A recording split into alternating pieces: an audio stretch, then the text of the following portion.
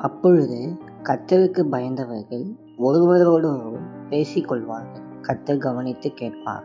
கர்த்தருக்கு பயந்தவர்களுக்காகவும் அவருடைய நாமத்தை தியானிக்கிறவர்களுக்காகவும் ஞாபக புஸ்தகம் ஒன்று அவருக்கு முன்பாக எழுதப்பட்டிருக்கிறது.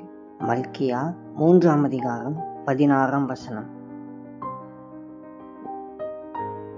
தேவன் எவ்வளவு நல்லவர் என்பதை பற்றி நாம் மற்றவர்களுடன் பேசும் உரையாடல்களை அவர் விரும்புகின்றார். அப்படி நாம் மற்ற மக்களுடன் பேசுவதை ஆண்டவர் கேட்கும்போது அவர் தமது ஞாபக புத்தகத்தை எடுத்து அவற்றை அதில் பதிவு செய்து கொள்கிறார். நம்முடைய முறுமுறுப்பு, புலம்பல் அல்லது புகார்களை அவர் பதிவு செய்வதில்லை. மாறாக நம் உதடுகளில் துதி இருக்கும் போது நாம் பேசும் வார்த்தைகளையே அவர் பதிவு செய்கிறார். பிள்ளைகள் தங்களுடைய பெற்றோர்களை குறித்து எங்க அம்மா ரொம்ப அருமையானவங்க என்றோ, உலகிலேயே மிக சிறந்த அப்பா எங்களுக்கு தான் இருக்காங்க என்றோ பேசிக்கொள்வதை அவர்கள் தற்செயலாக கேட்டால் அவர்களுக்கு எப்படி இருக்கும் என்று கொஞ்சம் சிந்தித்து பாருங்கள். அந்த பெற்றோர்களின் மனம் குளிர்ந்து அவர்களை மனதாக வாழ்த்து துடிப்பார்கள் என்பது சந்தேகமே இல்லை. அப்படியே நம்முடைய பரம தகப்பன் ஆகிய ஆண்டவரும் அவருடைய பிள்ளைகளான நாம் இப்படி அவரை பற்றி புகழ்ந்து பேசுவதை எல்லாம் அவர் கேட்கிறார்.